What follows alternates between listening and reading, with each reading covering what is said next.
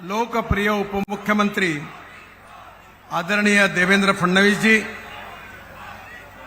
तेज तर्रार हमारे राष्ट्रीय अध्यक्ष आदरणीय तेजस्वी सूर्या जी, हमारे प्रदेश अध्यक्ष हमारे लोकप्रिय नेता आदरणीय चंद्रशेखर बावनकुळे जी, युवा मोर्चा के अध्यक्ष राहुल लोणीकर जी, उपस्थित सभी सांसदगण, विधायकगण, पार्टी के सभी पदाधिकारीगण और उपस्थित कार्यकर्ता भाइयों और बहनों, सबसे पहले ये विशाल युवा रैली भारतीय जनता युवा मोर्चा ने जो आयोजित की है और उसमें आप हजारों की संख्या में उपस्थित है, उन सब युवाओं का मैं हृदय से बहुत बहुत अभिनंदन करता हूं, आपको धन्यवाद देता हूं।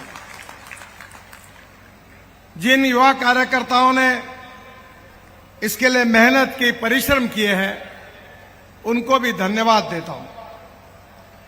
बहनों और भाइयों, युवा मोर्चा में हमारे युवा कार्य करते हैं। हमारा युवा ये आज का नहीं, कल का नहीं, आज का नागरिक है और आज युवा चाहता है उसके लिए रोजगार मिले, युवा चाहता है उसके लिए शिक्षा की सुविधा प्राप्त हो, युवा चाहता है उसको विकसनशील देश में रहने की अवसर मिले।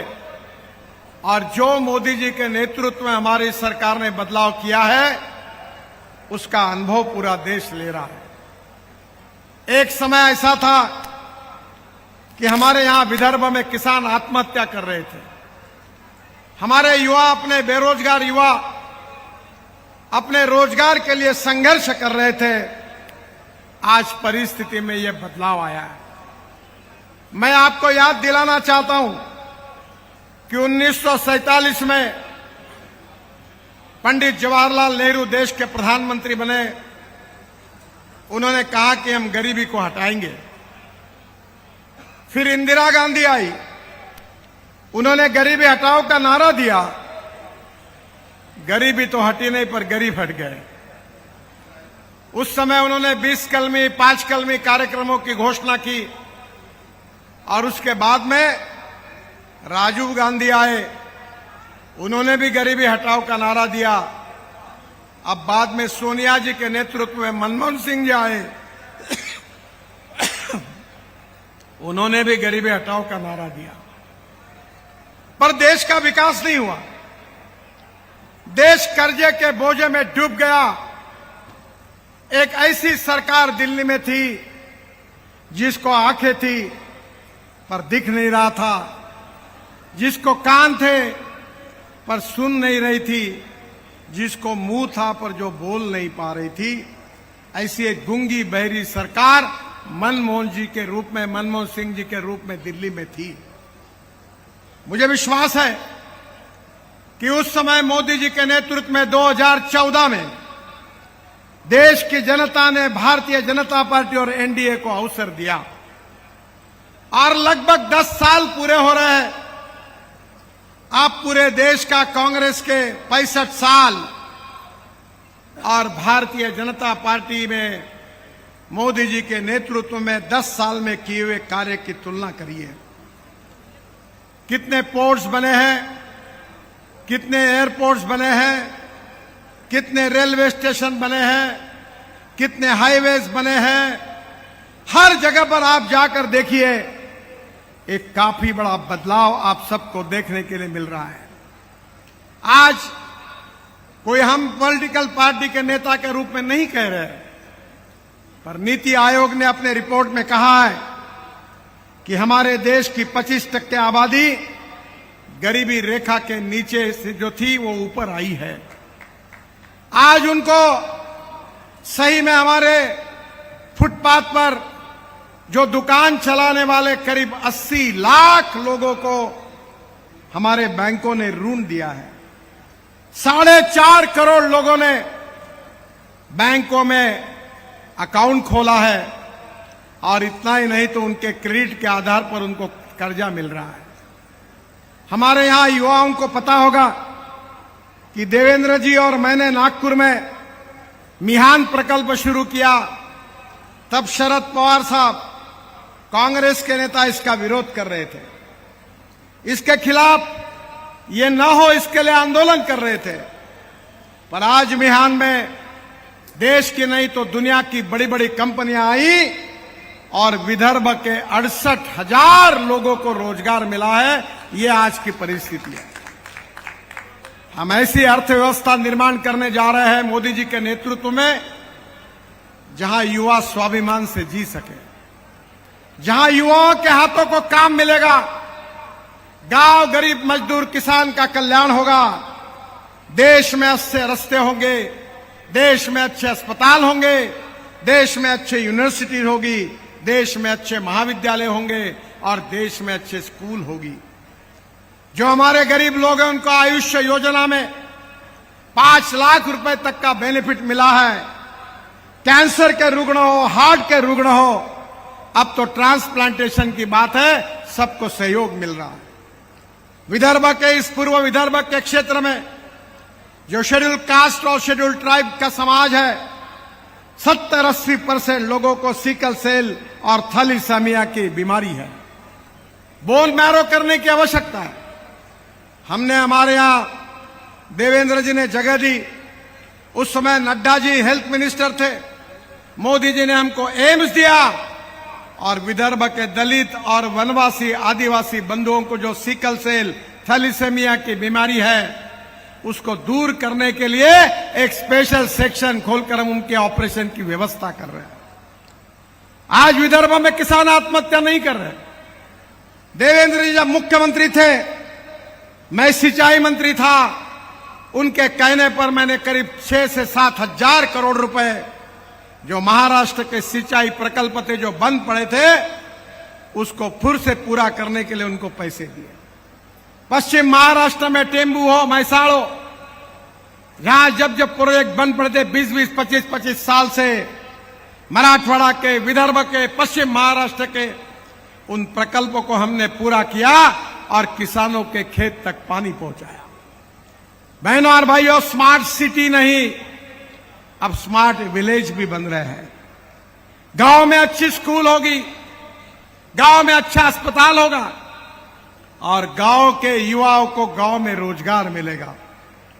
किसानों को उनके फसल के सही दाम मिलेंगे और किसानों की अगर परचेसिंग पावर बढ़ेगी तो गांव की इकोनॉमी गतिशील बनेगी।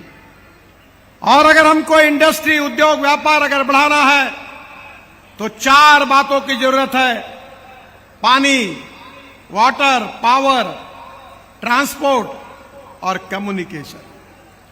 बहनों और भाइयों, हमारे यहां मेट्रो आ गई, नए हवाई अड्डे बन रहे, रेलवे स्टेशन का काम शुरू हो गया है, 550 स्टेशन बन रहे हैं। अब तो आप जहां जाएंगे वहां 4 लेन सीमेंट कंक्रीट के रोड मिल रहे हैं। ये जो कार्यक्रम हो रहा है इसके सामने भी सीमेंट कंक्रीट रोड बन रहा है। उसमें आगे अमरावती रोड जाएंगे तो फ्लाईओवर बन रहे हैं। मैं तो अभी ऐसा हूं कि अभी मुझे एमपी बताते हैं, मैं अभी उत्तर प्रदेश में था, उन्होंने कहा कि आपके पास क्या मांगे? अभी कुछ मांगने के लिए रहा नहीं, जितना था उतना आपने सब दे दिया है। ये देश बदल रहा है। हम देश में पहली बार मोदी जी ने यह तय किया है कि हम आत्मनिर्भर भारत बनेंगे। हम $5 ट्रिलियन की इकोनॉमी बनेंगे। हमारे देश की आर्थिक व्यवस्था दुनिया की तीसरी अर्थव्यवस्था आने वाले 5 साल के अंदर बनेगी। हमारा एक्सपोर्ट बढ़ेगा, हमारा इंपोर्ट कम होगा और हमारे देश में हमारा जो किसान है वो केवल अन्नदाता नहीं रहेगा, वो ऊर्जादाता बनेगा। केवल ऊर्जादाता नहीं रहेगा तो बिटुमिन डांबर बनाएगा और केवल डांबर नहीं बनाएगा, अब तो किसानों ने हवाई ईंधन भी तैयार करना शुरू किया है जिसके ऊपर हवाई जहाज चलने वाले हैं। 16 लाख करोड़ का हमारा पेट्रोल, डीजल, फॉसिल फ्यूल का इंपोर्ट कम होगा और हमारे गांव के किसान इसमें निश्चित रूप से उनकी प्रगति होगी, उनका विकास होगा। इलेक्ट्रिक गाड़ी आई, इलेक्ट्रिक स्कूटर आई, बस आई, कार आई, पूरी तरह ट्रांसफॉर्मेशन हो रहा है। इसका कारण क्या है? इसका अगर कारण कोई है तो सही नीति और सही नेता, यही कारण है। आपने कांग्रेस को आजमाया है।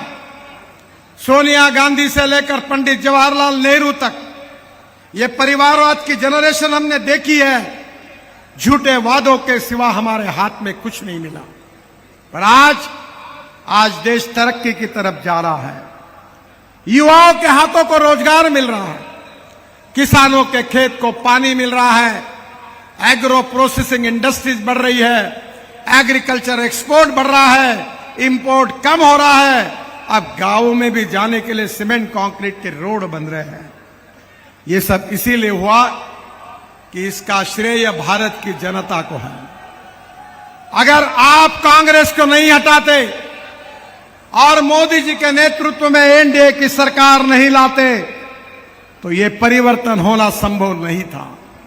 ये भारत की जनता ने जो परिवर्तन किया है, उस परिवर्तन के रूप में मोदी जी के नेतृत्व में हमने भारत की जनता को एक सस्टेनेबल जीवन दिया है, एक सुसह्य जीवन दिया है। आज वर्ल्ड में चर्चा होती है कि डोमेस्टिक हैप्पी ह्यूमन इंडेक्स, इसका अर्थ क्या है?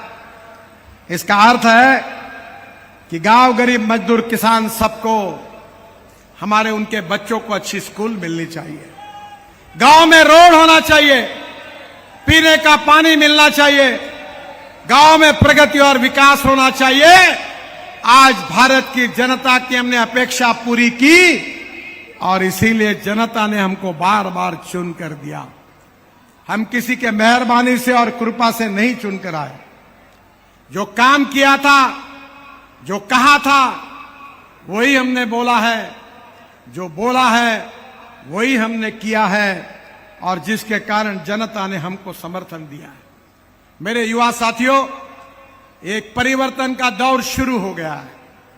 अभी आप सबकी जिम्मेदारी है कि हम तीसरे नंबर की अर्थव्यवस्था तो बनेंगे ही 3-4 साल में, पर हम सबको, हमारे हिंदुस्तान को दुनिया की नंबर 1 की महाशक्ति बनाना है। हमारे देश को गरीबी, भूखमरी, बेरोजगारी से मुक्त करना है। हमारे देश को इंटरनेशनल स्टैंडर्ड्स की जो पैरामीटर्स है, उसके आधार पर सब सुविधाएं हमारी जनता को दिलानी है। और ये उसी समय संभव होगा कि मोदी जी के नेतृत्व में फिर से एक बार हमारी सरकार आएगी तो बहुत जल्दी ये साध्य पूरा हो सकता है। और इसलिए आप सबको गांवों में जाकर, लोगों को जगाकर उनके मन में यह विश्वास पैदा करना है कि आपके भविष्य को बदलने की ताकत अगर किसी नेता में है तो उसका नाम नरेंद्र मोदी है। आपके भविष्य को बदलने की ताकत किसी पार्टी में है तो उस पार्टी का नाम भारतीय जनता पार्टी है। और यही विचार लोगों तक ले जाने की आप सबकी जिम्मेदारी है। आप बहुत बड़ी संख्या से उपस्थित है। इसी संख्या के साथ आपके गांव में यही संदेश को लेकर आने वाले चुनाव में, हमारे महाराष्ट्र में, विदर्भ में, सब जगह पर हमारे एनडीए की, भारतीय जनता पार्टी की ऐतिहासिक जीत हो, ये जिम्मेदारी आप सबके ऊपर आज डाली गई है। आप मेहनत करिए, परिश्रम करिए, man to man, heart to heart किए हुए कामों की उपलब्धि उनको बताइए। जो लाभार्थी है, जिनको रेशन का अनाज मिला है, गैस सिलेंडर मिला है, जिनके स्वास्थ्य के लिए जिनका ऑपरेशन हुआ है, उनको ये बताइए कि ये हमारी सरकार, मोदी जी के नेतृत्व में उसके कारण हुआ है। मेरा विश्वास है कि हम निश्चित रूप से एनडीए के रूप में 400 ये संख्या पार करेंगे, संख्या पार करेंगे। हमने वचन दिया था राम मंदिर बनेगा, बन गया। हमने वचन दिया था 370 रद्द होगा, रद्द हो गया। अब हमने वचन दिया है कि हिंदुस्तान को दुनिया की महाशक्ति बनाएंगे, वो निश्चित रूप से पूरा होगा। इसी विश्वास के साथ, इस संदेश को लेकर आप आपके गांव में क्रियाशील होइए, कार्य करिए, लोगों को बताइए और फिर से एक बार भारतीय जनता पार्टी को मोदी जी के नेतृत्व में जिताकर मोदी जी के नेतृत्व में हमारी सरकार लाने के लिए परिश्रम करिए। यही आप सबको आह्वान करता हूं। बहुत बहुत धन्यवाद। मेरे साथ जोर से कहिए, भारत माता की, भारत माता की, भारत माता की। धन्यवाद।